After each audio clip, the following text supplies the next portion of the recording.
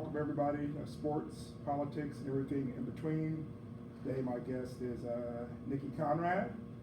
Nikki, we're going to start off just with politics.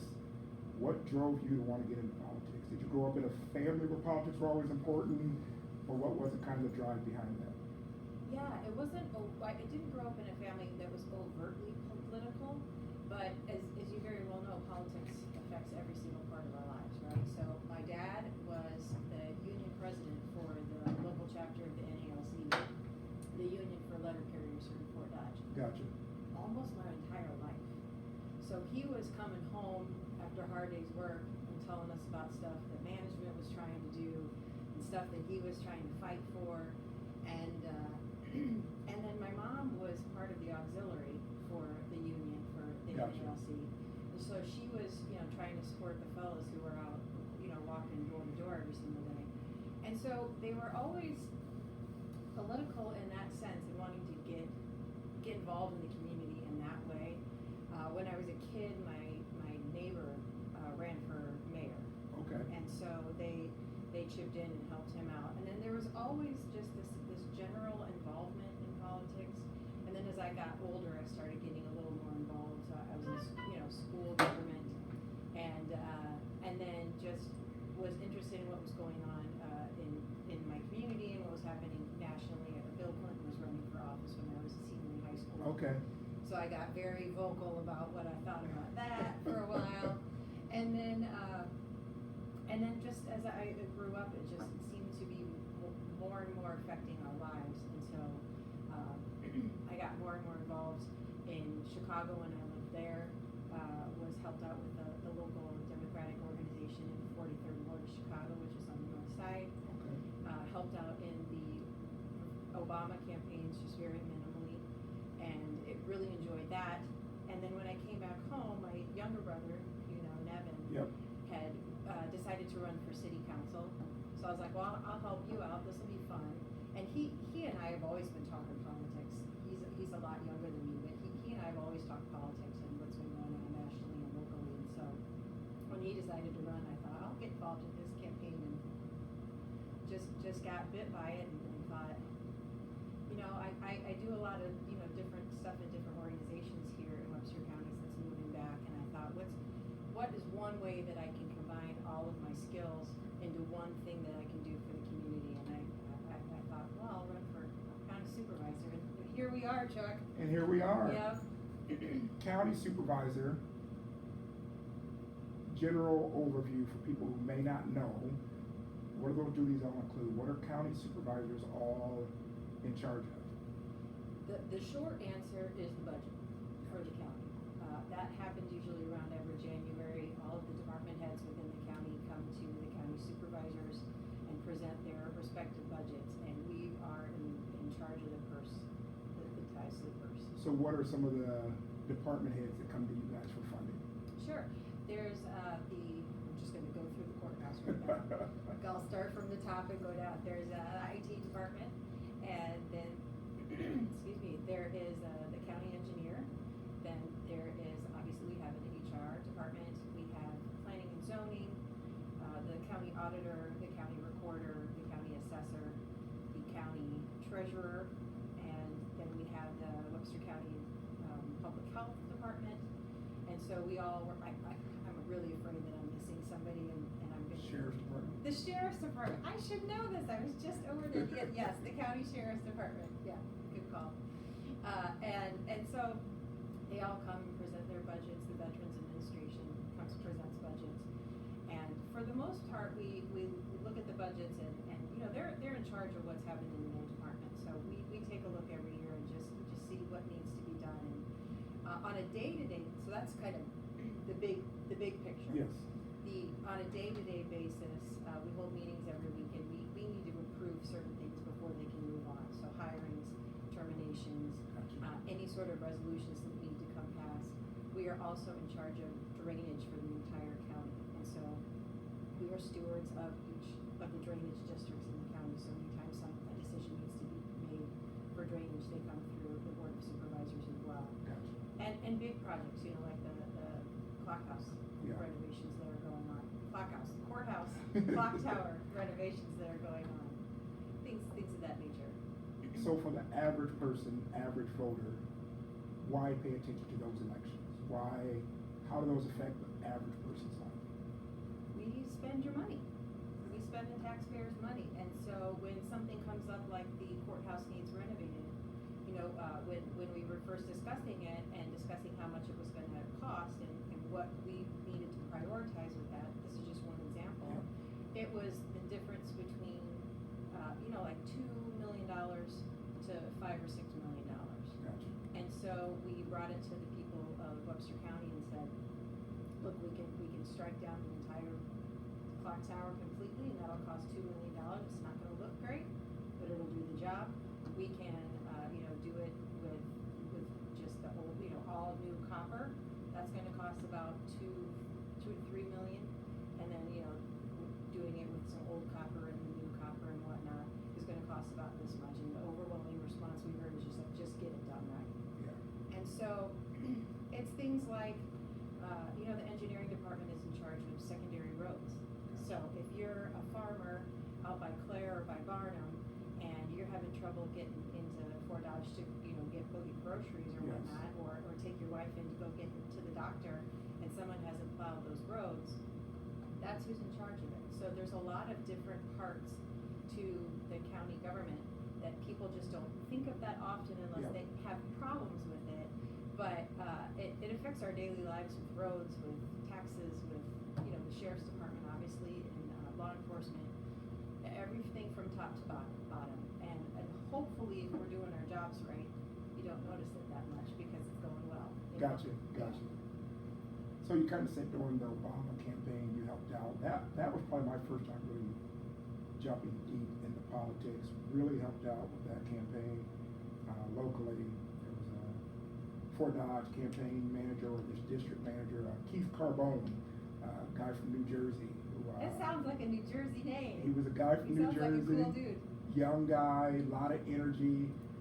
Someone introduced he and I at a DSOC cake auction that year, and then I kind of just helped him out with everything he needed to do, and getting organizers and getting people registered, and had a watch party and all that stuff. So that was kind of my first taste of really getting involved in politics. Had never really done much with vote before then. So when you said you helped out with the Obama campaign, I think that was my first 12 also. So. Yeah, and you enjoyed it obviously because then you dipped a little more than your toes in this time around. I did enjoy it.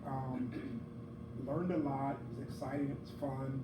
Meeting so many other people, just with energetic people at that time that really wanted to see change, really wanted to do the right thing. It was a blast. So I did take a little bit of that, making this decision. I even called Keith, because he and I had kept together. Great. And said, hey man, I'm thinking about running. And he's like, I told you. I told you when I was there that one day you'd be running for office. So he was real excited about it. He even contributed to my campaign. So He had to have been super proud to get that call. He kept telling me he was here one day I know you're gonna call me, you're gonna say this. So I never thought it would happen, but here I am. So that was fantastic. So interestingly enough, as you know, Chicago's very, very blue. Yes. Illinois in general is very blue, but Chicago in particular. And so when I was first approached about helping the campaign in a larger capacity, it was by a friend of mine who was, I believe was the regional something or other. Gotcha. He was a big shot. Gotcha. And he came up and said, I want you to help me out with this. And I thought, well, what are we going to do in Chicago? Everybody's going to vote for Obama in Chicago. He's an Illinois senator.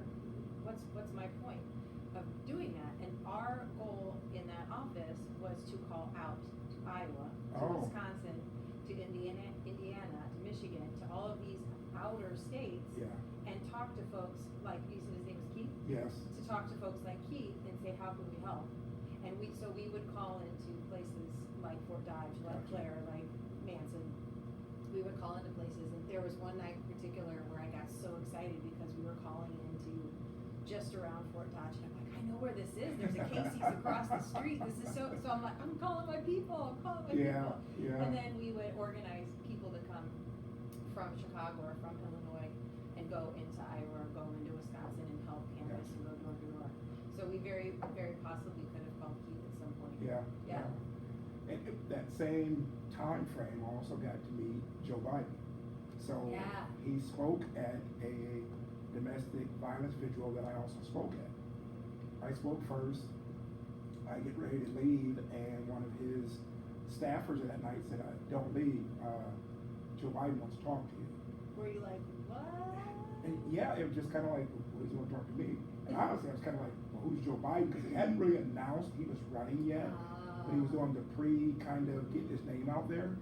And he got done with his speech that night and said he really enjoyed my speech, what I was talking about, and see a young African-American male kind of in that space and doing things, and kind of hinted that he may be running and coming back through Iowa. He actually came back through Fort Dodge 2 more times. One more time when he was campaigning. One time when he was campaigning for Obama. You remember my name each time. No kidding. Each time. Yeah. He just seems like a genuinely good guy. Yes. I only met him the one time, and he was so nice and so gracious, and so you just felt like he actually cared. Yeah. You know, and listened and paid attention to what you were talking about. Yeah. Good Yeah. guy. So he I'm left- so jealous that you got to meet him so many times. Yeah. One time it was at what is now Old Boston, but it was Marvin's. And I walked in, and like while he was talking, he goes, "Oh, Charles made it." I'm just like, all right, he's good. Yeah. It's like this guy really pays attention. So I was impressed with him. So I really was. Are you good with names? I am horrible with I am names.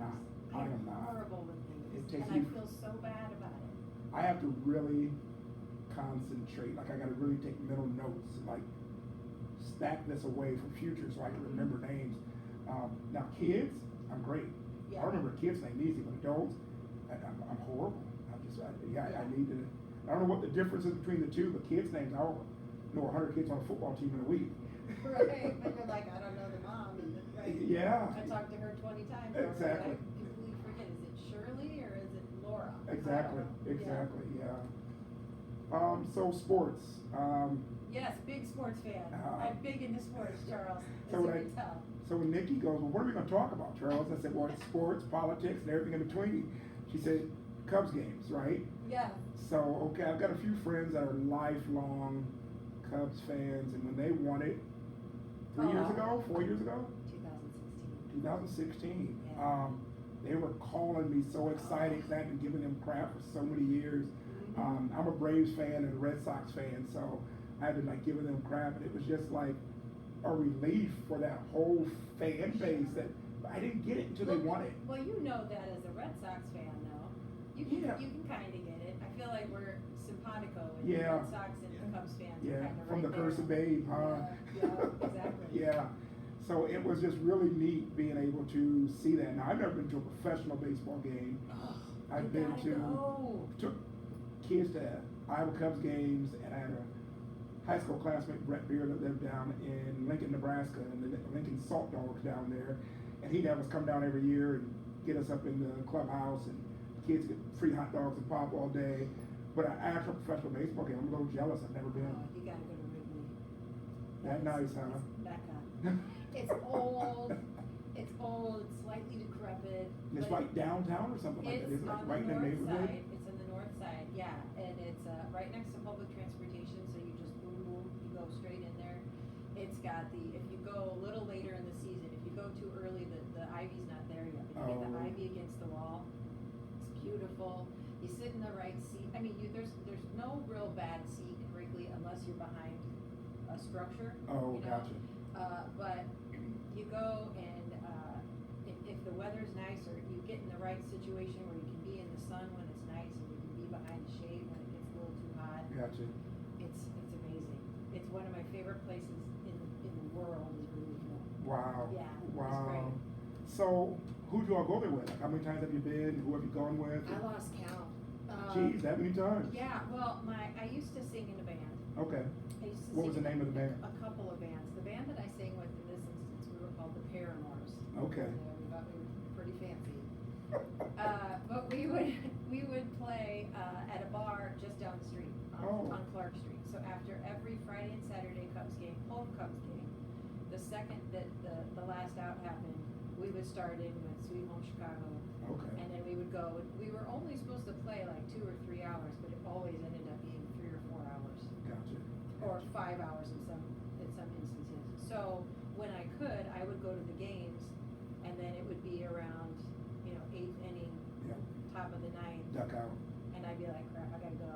And I hate leaving games early. I hate it. But Like, people it's give you a little bit of a look too, don't they? Yeah, they do. It's a pet peeve of mine, and I think it comes from my dad, who's just like, just sit and enjoy the game, like, just sit and enjoy the game. But I would have to, so I would run down, and I'd get there, and then strike, and then I'd start singing. Gotcha, Yeah. gotcha. Okay, yeah, I've never had that experience, so anybody that's watching, once COVID is over and you got some Cubs tickets, remember to look out for me so I can get that experience, so. You got it. It's Yeah. it's sincerely one of the best places on the planet. And I've been to, of course, professional basketball and football games, but baseball's one thing I haven't had the pleasure yet, so hopefully, yeah. I don't know if it'll be a Cubs game, but hopefully somebody out there's got tickets and they'll look out for me, so. So in between, I want to talk about when you came in today. You said you got up at 4 o'clock in the morning. Yes. Tell us about Yes. that. So I am a really big fan of this band out of South Korea called BTS, and it's 7 guys, and they sing. They're called a boy band, Okay. but they are one of the most talented groups I've ever seen in my life. And we were supposed to go to their concert. I had tickets to go to their concert in New Jersey, actually, in I believe it was May, and it got canceled obviously because of COVID. And so as a result, they haven't been able to go on this world tour. Oh. So what they decided to do instead is they decided to take the concert that they had planned to do for their tour, and they just did it virtually. Gotcha. So they live streamed it all over the world this morning, and I don't know what time it is in North Korea. It was probably a decent amount of Yeah. time, but here I got up at 4 o'clock in the morning so I could watch these guys, and it was That's a true fan. it was incredible. And I was telling you, my former exchange student daughter Fatma, she lives in Tunisia, and so I sent her a message. It's Yeah. like, are you watching? Are you watching? And she's like, no. So we'll hop on. Let's go. Let's watch this together. And so the two of us were just jamming out all morning. Nice. My dogs were so confused. It was dark out, and they're like, "What are What are you doing out?"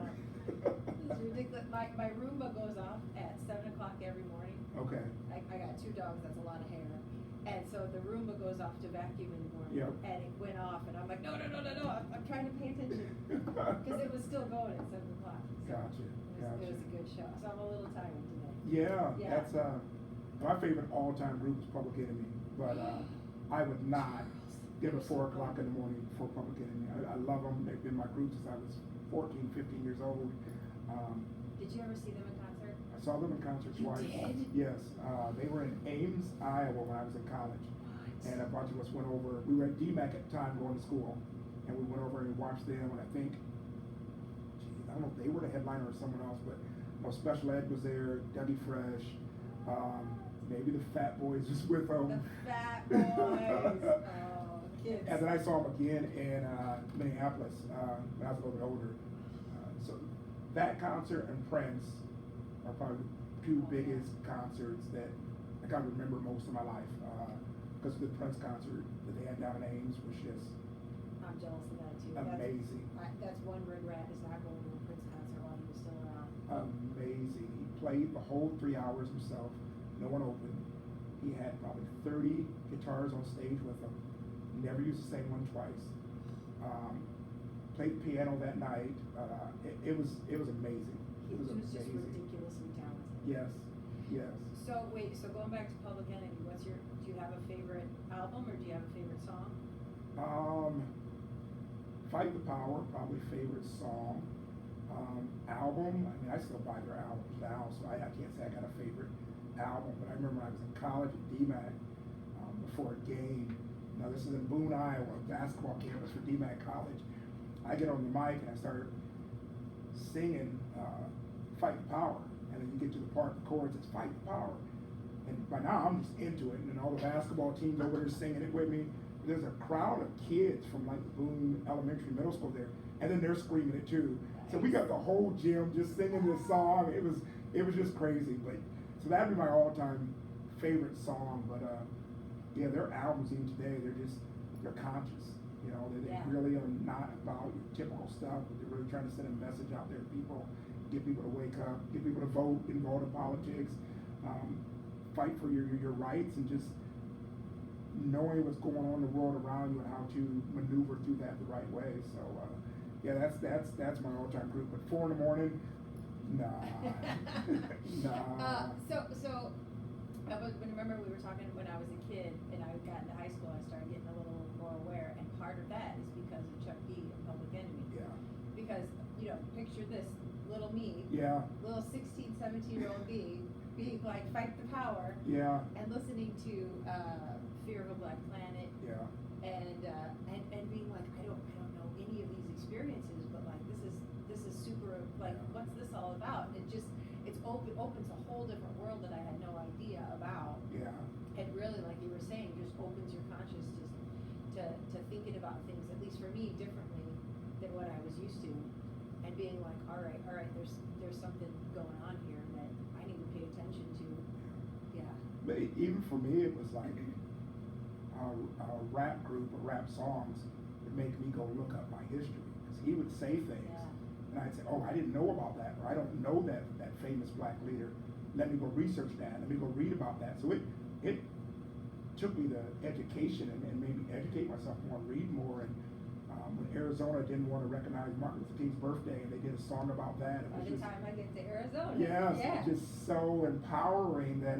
That's such a good song. Yes, yes. That beat is such a, like I could hear it in my head, it is such a good song. Yeah, and this, again, just the social consciousness of that song. It's smart. Yes, yes. So, music-wise, that and Public Enemy and Prince have just always been right at the top of my list, which a lot of people say that's two strange combinations. I think they fit though. Yeah. Because Prince always had a certain consciousness to him too. Yes. And he just expressed it in a different way. Didn't ever want to get put in a box with his music or his faith or anything. Was really outspoken in some of the things he was really trying to do even behind the scenes. A lot of people didn't know about. So, yeah, those two, and then I'd probably throw Bob Marley in there next as another top 5 of mine. So. Good taste in music. Thank you. So I want to also talk about empowerment of women. Yeah. So I'm going to have you kind of make a statement first. If we've got any young females out there watching, what would you say to them if they wanted to get into politics or are interested in politics? Like, what would be advice to like young females to have the courage and take those chances? So it's interesting that you bring it up. I had attended a training way back when that said that women need to be asked, and I'm going to get the stat wrong, but it's like 7 times they need to be told, you should run for office. You should run for office. Gotcha. At least a certain amount of time. Where men, if they haven't already thought about it, Yeah. it takes like maybe a couple times to be like, no, you should run. For women, it takes a little more prodding, and it's for them, I would say just do it, just jump in. I think women frequently think that they don't have the qualifications to do it, or they underestimate themselves. And I should say we underestimate ourselves, because I know I certainly do from Gotcha. time to time. But get involved. If you're not wanting to run for office right away, get involved in your community in some sort of fashion. Either, if you're in the Webster County or Fort Dodge area, come talk to me, come hang out with me for a week or however long you want, ask questions, see what all is involved, find the right fit for you, and go for it. Find your crew of people who will support you and knock it out of the park, because we need that representation at all areas of government. I'm the only woman on the board of supervisors, and there's times where I love the guys I serve with, Yeah. but there's times when that is an asset. Yeah. When certain things come up and there's just a different way of looking at the world that you only have if you're in a certain segment of the population, where you can say, you didn't think about this. What about the single mom Yeah. who is on a fixed income? She's not going to be able to afford that. Yeah. Or what about the woman in the we were talking about the farmers Yes. who can't get into town. They have a specific vehicle that has to adapt to her handicap. Yeah.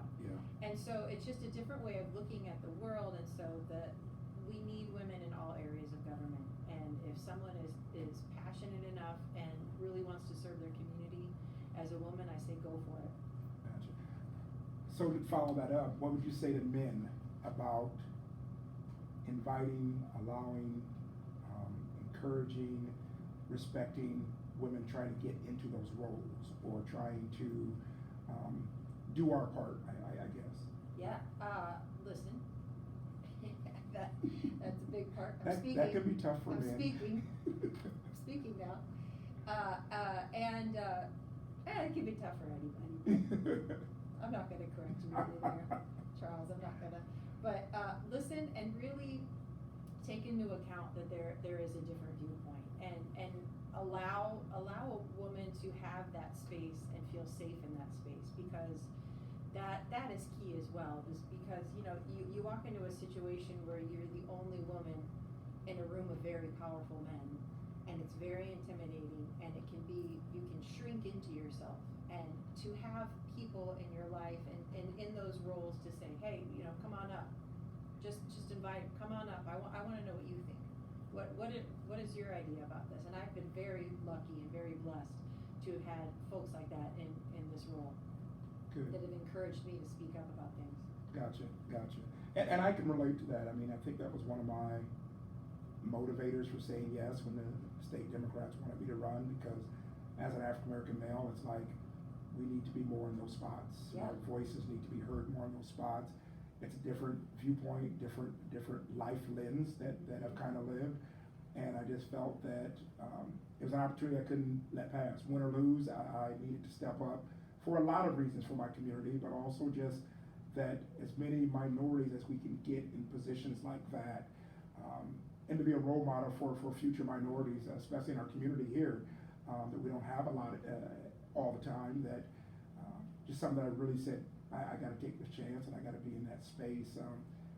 As intimidating as it may be at times, or Yeah. confusing as it may be, because this whole politics things, as people ask me, and I say it's a different universe. And so it's like I'm just learning so much, and things are moving so fast.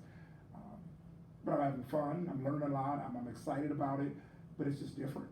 Yeah. It's just different. Yeah, it is. I always say, if you want to know what people really think of you, sign papers saying that you're going to run for office. Yes. Because the people who were really nice up to that point are going to just let it all come out after that. Yes.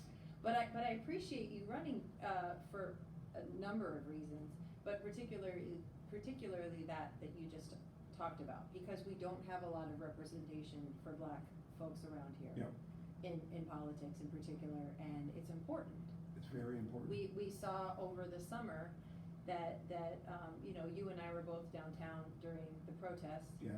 And there's just so many people who just want to be listened to and heard and represented and have their fears and experiences acknowledged. Yeah. Validating people. Yes, and so like you and I come from very different experiences, but we're both from here. Yeah. So we have a lot of things in common, but then there's stuff that you've gone through that I can't even wrap my brain around, and Yeah. I'm sure it's the other way around as Exactly. well.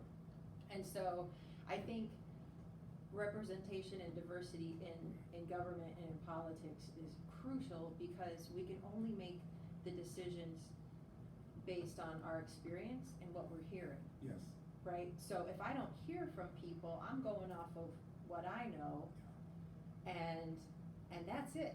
And I might be missing a whole segment of the population who are thinking, no, don't do that, don't do that. And unintentionally.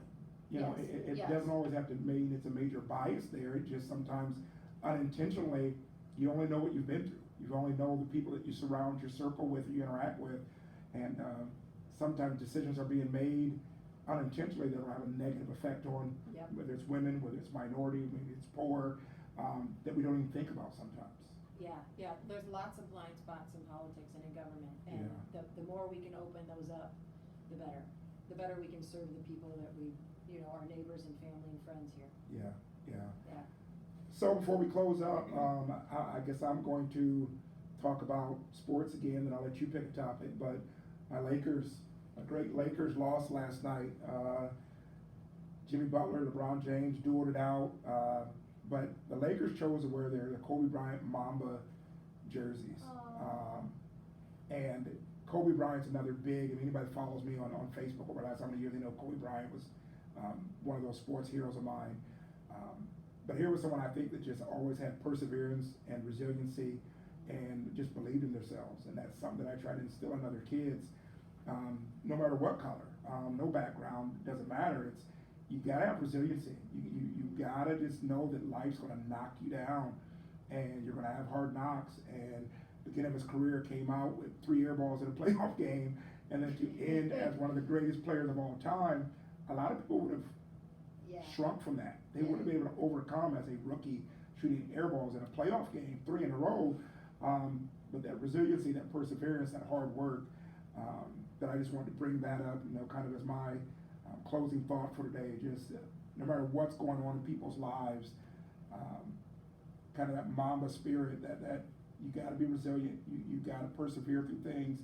You got to keep working hard, and just keep plowing ahead no matter what you are facing right now. Whether that's trying to get your education, whether that's you're a felon coming out of prison now and you're in the community trying to find a job, whether that's trying to get registered to vote for your first time, whether that right now you're battling with COVID, just keep fighting, keep fighting, persevering, and you'll come out the other side a lot better if you just can weather those storms sometimes. Yeah, the only way out is through. It's the only way. You've been through a lot of stuff. I know I certainly have been through a lot of stuff. Another thing that I admire about Kobe is he had messed up. Yes. He'd messed up in his life. Yes. And he didn't really shy away from it. Yeah. He was one of those guys that was like, all right, yep, I messed up. Yep. And that honesty and that willingness to improve himself and make himself a better person and be a role model to others that they can do the same is key. Because, we have a lot of things going on in this wild world that we're living in right now. And a lot of times folks are too willing to write off people for mistakes and not allow them the grace to get better. Yeah. Yeah. And I admire that he was able to do that and continue on and persevere. And that really, like Charles, I don't have anything else to add to that because it's such a good message. You and I have both been through some stuff, and here's the thing. So when I was running a couple of years ago, my dad died in the middle of the campaign. How hard was that? I couldn't imagine. It was the hardest thing I've ever gone through in my entire life. I couldn't imagine. You just had a forum, so a couple days before the forum, I had the worst day of my life. It was one of those days that you're running for office and you're nonstop, Yes. and it was a Sunday morning, and I was like, oh man, I don't have to do anything till 4:30. I can sleep I let the dogs out, I went back to bed, and I'm like, I can just sleep. Yeah. And then it was like, boom, everything hit. The grief of losing my dad, everything just smacked me across the face, and I was grieving and mourning so bad, and I could barely think of my own name. I don't know how I got through forum prep. And then 2 days later, the night before the forum, my sister-in-law's mom passed away very suddenly. Wow. And I remember going to the forum and thinking, should I cancel? Like, I can't do this. I can't hold myself together. But I had strategically placed folks in the audience, so I could look in case I thought, and I just thought, I just got to get through it. Okay, it's only a couple hours. You're just going to get through it, and then you're going to get through the next thing, and then you're going to get through the next thing, and then you're going to get on the other side of this eventually. But to your point, it's you build resilience by making mistakes, and you build resilience by going through these hard times. And the more hard times that you go through, it sucks. Yeah. Don't get me wrong, but I knew in that moment that I could do it. Yeah. Because I was strong, because I had been through this stuff before. And when the next thing comes up, you're kind of like, I got it. All right, I'm gonna acknowledge that I'm sad or I'm depressed or that this is a really difficult time or I'm struggling right now, but look at all the stuff I've been through. Yeah. This is whatever small thing I'm going through today, this is small potatoes. Yeah. And I can get through it because I already have. In some capacity. So your message for resiliency and to just keep going and allow yourself to make mistakes and feel how you want to feel and then just keep moving is very powerful.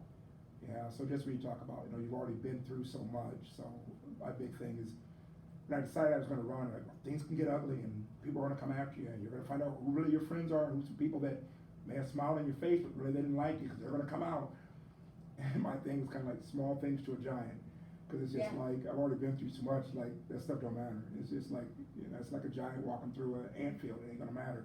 So it's like, just small things to a giant, like, I'm bigger than that, and I've been through a lot worse than whatever can happen with this Yeah. political race, and regardless, I'm gonna come out the other side okay, That was my point of view too. I remember election night saying to my mom, at this point, like, it is what it is. Yeah. Because I've done everything in my power that I could do. Yeah. And right now, it's up to the people. Exactly. So you just have to, you resign yourself to just saying, all right, I'm just gonna let it, which is hard when you're a control freak. I have a little bit of Really that hard. problem time. I know. Time to time, I can have that problem, but, I appreciate you being on. Yeah, thank Again, you. sports, politics, everything in between, I want to get your viewpoints thing and talk to you, so I really appreciate it. Thank you so much for having me on. This is really great. This is fun. Thank you.